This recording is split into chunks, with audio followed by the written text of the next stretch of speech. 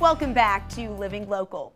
Seasonal affective disorder, or SAD, is a type of depression that comes and goes with the seasons. It typically starts in late fall and early winter and goes away during the spring and summer. The four major types of treatment for SAD include medication, light therapy, psychotherapy, and vitamin D. Today, we're exploring the idea of changing your mood with art. Joining me in studio is Pat Bereskin with Bereskin Gallery and Art Academy. Thanks so much for being here, Pat. Thanks for having me. Well, first of all, what intrigued you in this topic in the first place?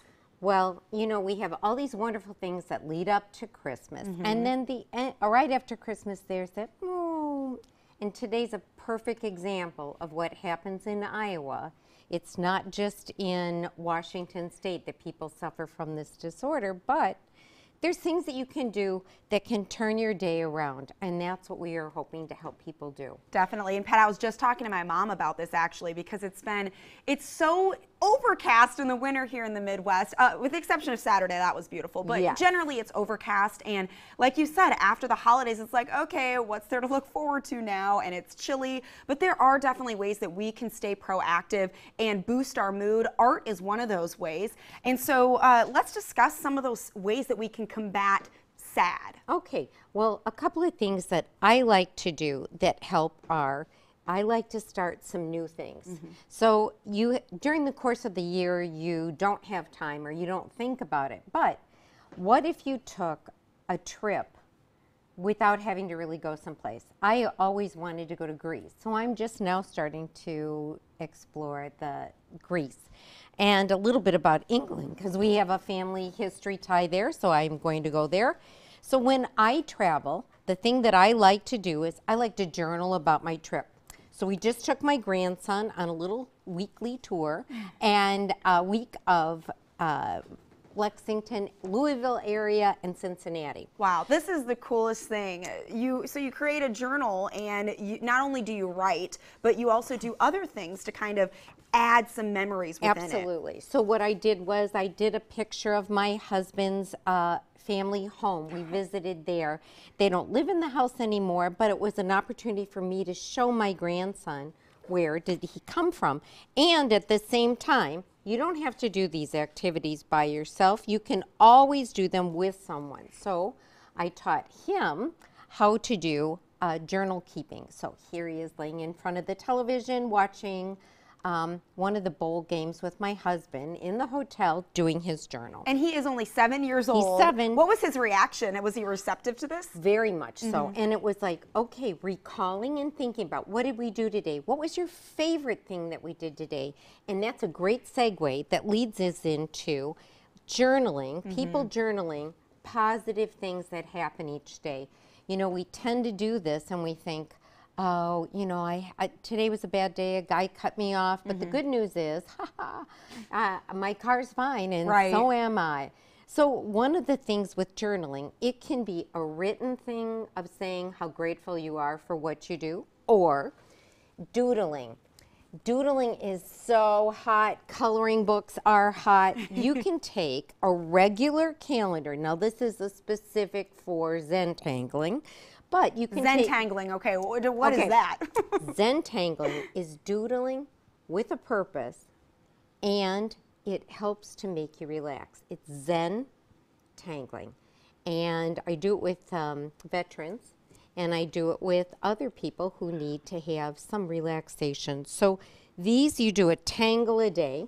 There are easy peasy, don't think I'm making this up, easy printouts. Yeah, this is more my level. This is a little advanced. Yeah, but I've been doing it for 8 years. So, but now you can print these off. They're free. Zentangles are a nationally syndicated program, but there's also a website called tanglepatterns.com. Tens of thousands of free tangle patterns. So, do you have to have special materials? No, you don't have to. So yeah, this is a really cheap, cost-effective way to kind of get some therapy into your life. I never really saw coloring as therapeutic until I was in college, and my professor suggested you should do some coloring because it's a great stress relief. And now I'm being introduced to Zentangling, so there's a lot of different options. And you can schedule, I mean, you can pay to come and have a small group of people do a little tangle, bring a little wine or a little lemonade or whatever you want, and we'll help you get started or do it on your own. All you need is a pen and a pencil. There are no mistakes in tangling. That's good. Yes, and though colored pencils are also fun to check out. We like to recycle things, so unfortunately I love to chew gum, so I save these and I use my brush for traveling watercolor. A little journal you can just keep in your purse. You can take a class. You can go to the public library and check out wonderful books on how to do things. But it's nice to get together with a group of other people who like to do the same thing and learn new. So the Bettendorf Public Library, I know Sue Mannix, the director there, she's got a great staff. David Zahn provides wonderful art at the Moline Public Library, but all of our libraries provide programming for free. Those are great resources in our community. I think a lot of people don't know about just how much our local libraries do. So Pat, those are some examples of how you can get out in the community and get inspired by creativity. Now let's move into just at your home by yourself. Let's say you're setting some time by yourself. What are some ways, some practical ways that people can refresh their space and their mind just within their own home? Absolutely. One of the things that you can do is you can change the furniture around.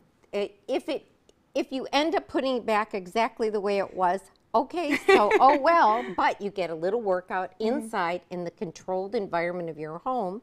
It also gives you an opportunity to vacuum behind some of those pieces none of us like to talk about. And the other part of it is take all of your art off the walls. You know, some people have had art up for years, and it's like you almost forget that it's even there. Right, and it's faded, or the mats don't match anymore, or whatever. Switch it around your house. You don't have to have what was in the bedroom anymore. Switch it to the family room. Just make something fresh and new.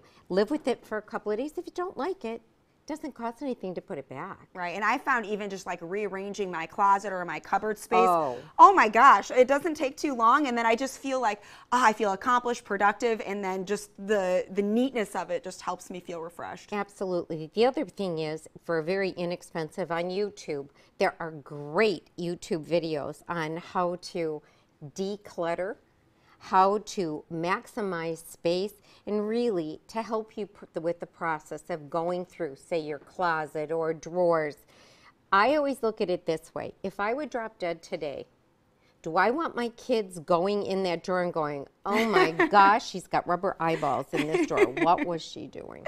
Right. Well, Pat, these are some great creative ways to beat those symptoms of seasonal affective disorder right here in the winter months. We appreciate you so much for being here. Oh, thanks for having me. We look forward to seeing you at the gallery, and come sign up for a class. Absolutely. Perfect. And if you would like some more information on how to do that, you can visit BereskinArtGallery.com. We'll also have these details posted on our QuadCities.com. More Living Local is right after this break.